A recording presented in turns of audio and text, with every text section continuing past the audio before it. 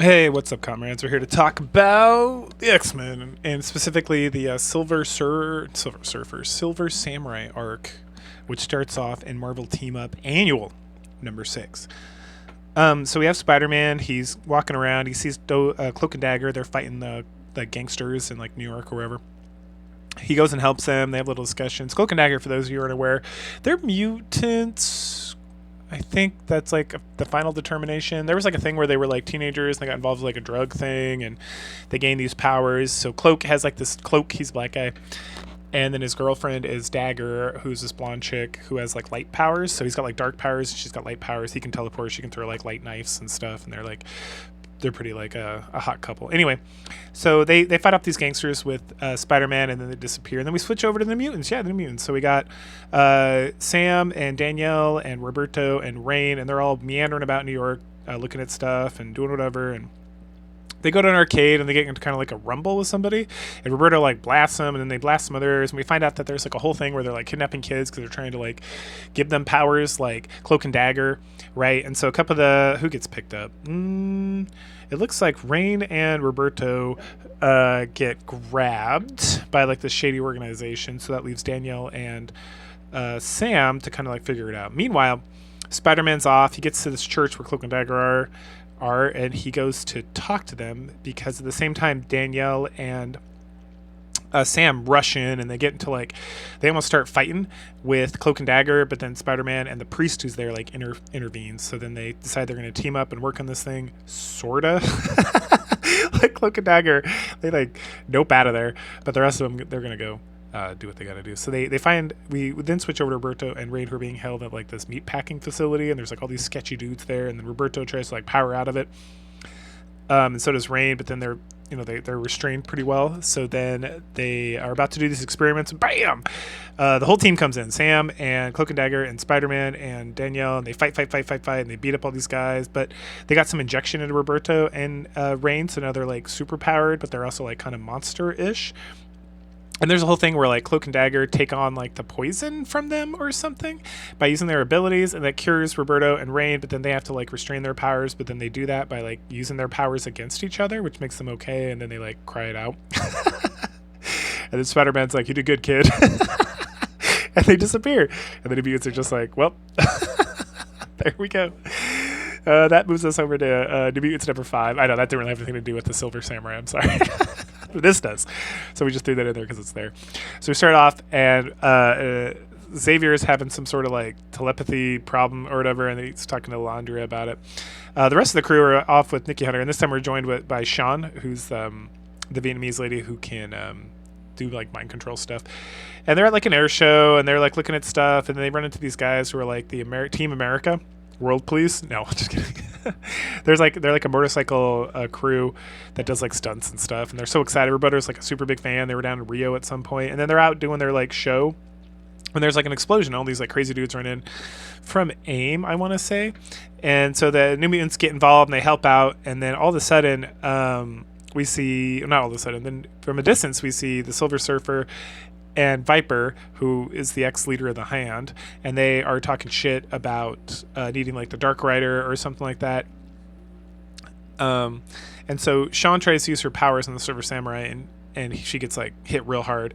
And then who else? And then Sam gets hit as he tries to cannonball into him and whatnot. And so the guy's kind of beating the shit out of everybody. And then the Dark Rider shows up. Whoa! And he does his like dark riding stuff in his motorcycle, and he's fighting with Silver Samurai. But then he gets defeated, and we find out that it's Dark Rider's dun dun dun Danny Moonstar. The fuck, right? Who would have thunk it? Anyway, so they grab her, Viper, and Silver Samurai, and take her elsewhere. So elsewhere, she's in like a danger room kind of thing with like a motorbike, and there's like traps and all this stuff going on, and she just doesn't know how to ride a bike or do anything. And then Silver Samurai stops the whole thing, and then comes in and passes her off to Viper. They have a conversation about how she wants the Dark Rider to do something for her to help like gain prestige or whatever. Doesn't matter. Danny uses her powers on her and then gets to smack the shit out of him. Meanwhile, the professor is with Team America and everybody else, and they're talking about the Silver Samurai and the Viper and the Dark Rider, and then he does something, and he finds out that the Dark Rider is actually, so all the the whole of Team America, they can like combine forces. Um, they can combine forces, and they summon somebody in the area to be the Dark Rider. That's like their mutant power or something. And so then they decide that they're going to use that to go fight AIM or to try to find Danny, and they have a conversation about that. And then Professor and the mutants confront them, and then there's a guy on the Team America who's like a real asshole, and um that makes Roberto really sad, Eponymous, because they was like their heroes or whatever, and so they kind of get into like a little back and forth, and then Xavier like cuts that off, and then the mutants are like, we're gonna go find Danny on our own, fuck you, Professor X. And it's like, dun dun dun. Professor X is gonna take the Team America to go do the other thing anyway. So then Roberto or not just Roberto, the whole team, the whole New Mutants like bust into Sean's like uncle's pad because he's like a criminal, so we should know better. And then they beat the shit out of his guards, which are these like sexy ladies. And then they put him in a position where they're gonna force him to like jump off and kill himself or whatever. But then Sean can't go through with it because she's a coward. And then he's like, wait, I have an offer. You come work for me for a year, and I will tell you exactly where Danny is, and like I'll give you information about Viper. And she's like, I'll do it. Meanwhile, Team America's like riding around, they're jaw jacking with each other. Professor is trying to get them to like team up to hit this like AIM headquarters so they can rescue Danny, because supposedly she's there. Meanwhile, she's not there. They're like in Mexico or something. And Danny's in this like crazy futuristic looking fortress on a cliff in Big Sur, California. And she's being held prisoner and whatnot. And then Harada, who's clearly with Viper romantically, nice, are chatting about like being a warrior and about taking the Ushida clan back and all this kind of stuff that we're going to get to a little bit more when we get to the X-Men side of this arc. And he's got his like laser sword or whatever, his light sword, and they're arguing and whatnot. Back to Team America, they find like the fortress, the AIM fortress. When they get in, they knock some AIM guys out. They like dress like them, and they get inside and they get this like crystal, and then like the whole place like explodes. And Professor X and the Laundry are like, ah! Meanwhile, back in Big Sur, California, the New Mutants have tracked down Danny, and they fight their way in, and they're having like a good old fashioned brawl, and they bust in, and they get like Danielle escaped, and then she finds Rain, and there's Silver Samurai. Oh no! But we switch back over to Team America, and we find out that the guys, they escaped, they're not dead, and that they're being chased by like some space saucers. And so one of the guys transforms in the Dark Rider and does some like fucking ridiculous like motorcycle action, like Fast and Furious style, where he's like jumping from like air carrier to air carrier and doing all this crazy shit and whatnot. Heading back over to Big Sur, Silver Samurai gets blasted by Sam, and then the rest of the mutants start beating him up, and then Viper comes along, but Sean's like attacking her, and then let's see. Oh, and then she finally corrupts Viper, and then Viper goes to like order Harada, the Silver Samurai, to do something different, and then he knocks her out, and then he grabs Viper, and they like teleport out of there. Meanwhile, Professor X like wakes up from his like crazy attack or whatever that he had on his head, and Team America's there and like, oh, something got the crystal and yada yada, and it's like, oh, but Daniel wasn't there, and they're okay. And then back over at Big Sur, I know it's so much back and forth. The New Mutants rush in. They find Danielle and Rain, and they're okay. And the Professor X reaches out to them and is like, I'm proud of you guys, did a good job getting Danielle and making all that stuff happen, and everything's going to be good. And then Sean like starts freaking out because Harada is on a ship nearby, and he's like, fuck this place, and he blows it up, supposedly killing everyone. Oh no. And then Professor X's like, we have to get to California, right? Meow. Meanwhile, the X-Men are headed over to Japan, as we learned from the Wolverine little side story, that he's getting married to Mariko, finally, yay. So the Uncanny X-Men, which is Colossus, Nightcrawler, Kitty, and Aurora, show up to Japan. They meet up with Mariko, and Lockheed's there, and so is Dun Dun Dun, Rogue, and Wolverine's like, the fuck's she doing here? And Mariko's like, be nice to our guests, Gaijin. So she welcomes Rogue into the crew, and Wolverine says some stuff. Then we find Silver Samurai like watching over the Yoshida estate, and then watching him is Yukio, or Yuriko. And then Yuriko, if you remember from the Wolverine, is his like little buddy he got smashed with and like hung out with for a while. I'm probably fucked, I don't know. Anyway, so she's still like kind of like interested in Wolverine on some level. because she shows up. She starts fighting the Silver Samurai. Then Nightcrawler and Wolverine join in the fray, and they go back and forth and back and forth. And then the Silver Samurai and Yuriko disappear.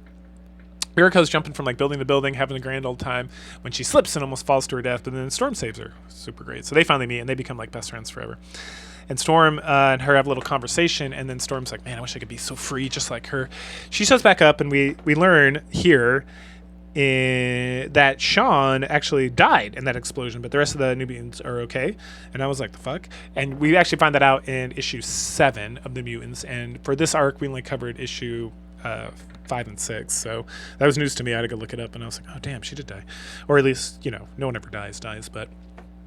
Anyway, they talk about Mariko, they talk about Clan Yoshida, they talk about the dad and all this stuff there. And then we see Mariko being like sadapotamus because she got some letter from Harada about meeting alone. And she goes and like says something to the sword, like the family sword or whatnot. And she's like, "I can't tell my Gaijin husband that I have to go meet with this guy because I'm honor bound as the leader of the Yoshida clan," and yada, yada, yada. And so she goes and she gets like her face kicked in by Viper. I was like, fuck. And then Viper like goes and like poisons the tea, and I'm so confused by all this stuff that's going on. Because we'll get there in a minute. So then Rogue's kind of sitting by herself, and the rest of X-Men are hanging out, and then everyone starts drinking tea, and Storm and Wolverine are talking about how he doesn't feel worthy because he's like a roughneck Canadian, and he loves Mariko and do anything for her, but he kind of feels like she's lowering her standards, which is true. And so. And then all of a sudden he's like, "The tea, Storm, don't drink it." He knocks it out of her hand, and then he passes out, and she looks around, and she's like, "Oh shit, everyone's passed out." We then switch over to Mariko, who seems fine. Like totally fine, and she's taking some car to visit with Viper and Harada or whatever. And so at that point we take a little break from the Japanese fun stuff, and we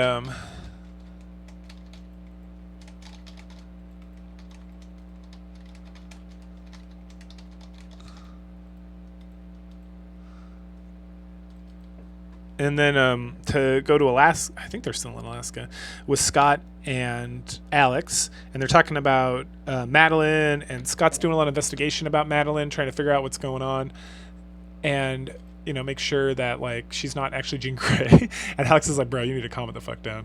Like that's kind of ridiculous." And he's like, "Yeah, you're probably right. I don't know."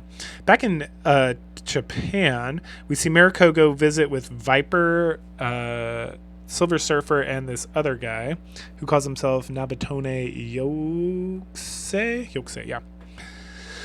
And they start going back and forth, and Harada is like the bastard son of the previous so that Mariko and him are like half brother sister. And Mariko's being kind of like a sass mouth, and Harada's being a sass mouth. And then Mariko calls out this guy who's supposed to like safeguard the thing, and then the guy's like, "You're not actually Mariko." And they're like, "What?" And then Mariko takes off like her little hat and her kimono or whatever, and it's Yuriko. What? So she's like, revenge time, and so she starts fighting with the Silver Samurai. And then as she's kind of getting punched and he's dodging around, Viper runs out to like the car to find out where the real Mariko is, and then she gets blasted by Storm. So Viper just gets the shit kicked out of her in like this whole arc, like again and again and again.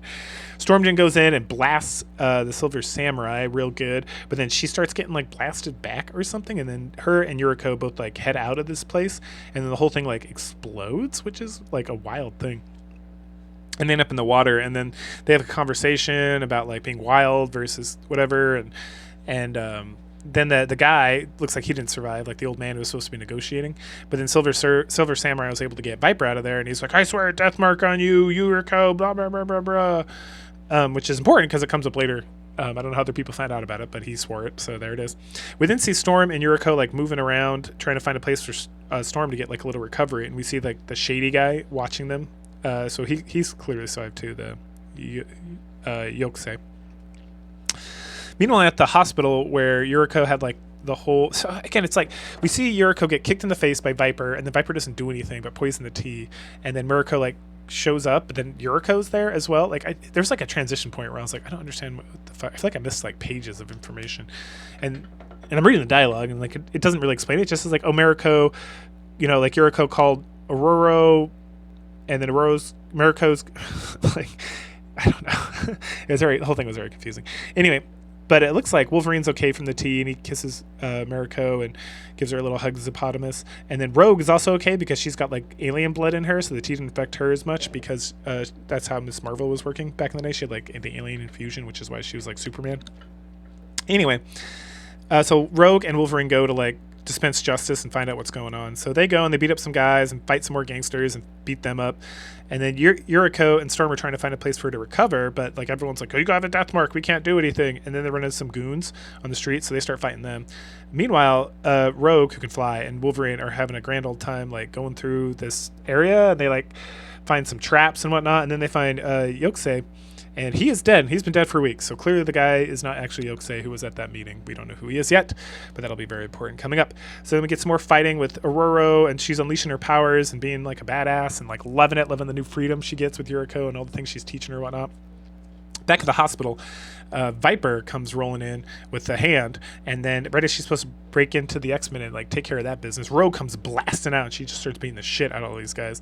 And then Wolverine runs into the Silver Samurai, and then they start fighting. They have like a fucking amazing like manga style like shonen battle where there's like no text, and it's just like Silver Samurai strikes at Wolverine, he kicks back, he hits him, he wrestles him, like Silver Samurai wrestles down, like there's stabbing, there's more stabbing, there's like claws, there's more stabbing, there's like broken arm, and then all of a sudden right before Wolverine's about to kill Harada for good, Mariko stops him because of like honor and being a brother and whatnot. And then he lets him go only because Mariko asked. But then Viper's got like a gun on Mariko and Wolverine. And Wolverine's still kind of like out of it because of the poison and whatnot. So he pushes Mariko behind him and starts heading for a door as Viper's getting ready to blast him. And at the last second, she blasts, but then Rogue pushes Wolverine through like the doorway out of the way, and she takes the shot. And then she takes like another super shot. Right. And she's like, I guess I'm going to see how invincible I really am. Wolverine recovers and he comes running out. Viper uses so much power in her like laser gun or whatever, it blows up, and Rogue is like barely holding on, but she survived. And then before Wolverine can go do anything about it, Viper uses her teleport ring, I think is what they call it. And yeah, teleport ring, and her and Harada bounce out of there, and Rogue's like, oh, I'm not doing so good, man. And Wolverine's like, I'll take care of it. And it looks like he kisses her. I don't know why he doesn't just touch her with his hand. But you know, Wolverine. So she's able to get some of his healing power and recover.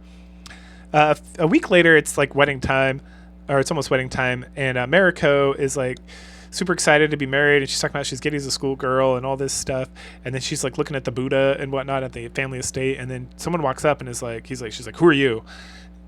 And he's like, I'm here to give you well wishes to you and your consort. And then the guy walks off, and then Mariko's like, oh, what just happened? I don't know anything. So he clearly did some shady business to her. All right, so the day wedding arrives.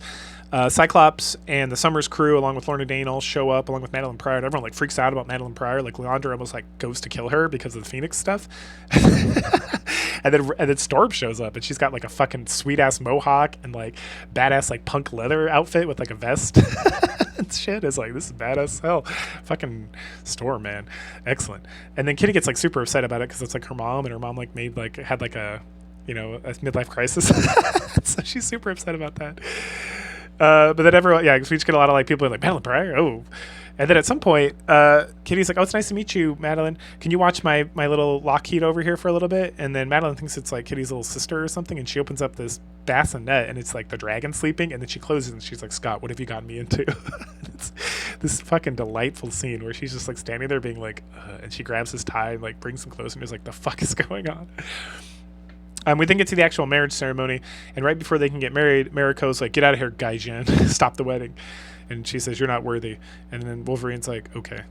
And then everyone like starts to leave, and right as Mariko's like walking out, we see Jason Wynegard. Oh no, he's still alive and he's still around, and he ended the wedding. He did whatever he did to Mariko to cause not to do it. And as the rest of the X-Men leave, in the last panel, we see Wolverine like tearing up just a little bit as they all leave. And that's the end of the Silver Surfer arc, but we got one little extra tidbit here, just like we did at the beginning. We'll wrap it up with like nonsense. This is a little more related. It's what if Wolverine had actually married Mariko. So then we see the wedding happen, and instead of Jason Wynegard being involved, they get married, and Wolverine's like, hooray, I'm so happy. But then he stays in Japan because now he's married and he's got things to do, like take care of the underworld so that the Yoshida clan can remain strong and not be taken over by these like strange forces. So then we get a lot of scenes of him just going around beating the shit out of people and whatnot. And then Harada comes and swears his allegiance to Mariko, and Wolverine's like, I don't believe it. Let me fucking kill this guy. And Mariko's like, no, he's my half brother. Like if he swears an oath, then we can trust that. And he's like, I don't believe it. but I'll do what I gotta do. Anyway, so then he gets some information about the Kingpin, who's like taking over all the what is it called, the Yakuza in Japan, and of course the Kingpin is actually the literal Kingpin, like the big fat guy from like the Daredevil show in comics. Anyway, so they have like a little meet and greet, and the Kingpin's like, I got lots of money and I want to be here in Japan doing stuff because America's like a collapsing giant. Japan's like the new upstart, and if you were around in the 80s, you'd understand that was like a real threat. A lot of Americans were very concerned that Japan, just like China nowadays, that Japan was going to take over all the industry, and like Japan was like really on an upswing. Well, America was kind of on a downswing. So there's a whole book called Rising Sun about it. That's pretty good with Michael Crichton. But anyway, so then it's like it's wartime. So the Silver Samurai and Wolverine and Mariko, who looks badass as hell and like leather getup and like a gun, they fight. And at some point they're like backs against the wall, and then Sunfire shows up, because Sunfire's actually a cousin of Mariko, and so he's like, I'm going to join you and help too. And with Sunfire's help, because he's got like, he can fly and shoot flames like nuclear flames, they're able to like really push back against the Kingpin. And so finally Kingpin's like, I want to enter this war, let's have a one-on-one duel. So him and Wolverine are going to fight it out, but then like Kingpin orders Sunfire away because he's like so powerful that he doesn't trust it. And Wolverine's like, all right. So then they have like a samurai battle with him and Kingpin and Wolverine. And right as it looks like Kingpin's about to win, Wolverine gets him like real good. But then, dun dun dun, Silver Samurai is a betrayer, and he stabs Yuriko in the back, or not Yuriko, Mariko in the back. And then Wolverine like loses it, and he beats the shit out of the Silver Samurai, killing him in this. And then the Kingpin's like in his car about to leave, and he's like, oh, I may not have the Yoshida clan now, but I'll get him eventually. You destroyed both the heirs and something. And then the car like explodes in fire, and Wolverine's like, Sunfire? And Sunfire's just standing there. He's like, yeah, I came back and dressed like one of his men. Fuck that guy. And then Wolverine's like super sad. He gives Sunfire the family sword and says like he should take over the Yoshida clan. And then he heads back to the mansion where he runs into Kitty, and then Kitty sees him and he cries, and and she's like, oh no. And that's the what if. That's what would have happened if they'd actually gotten married. So it's better that they didn't get married because she doesn't die.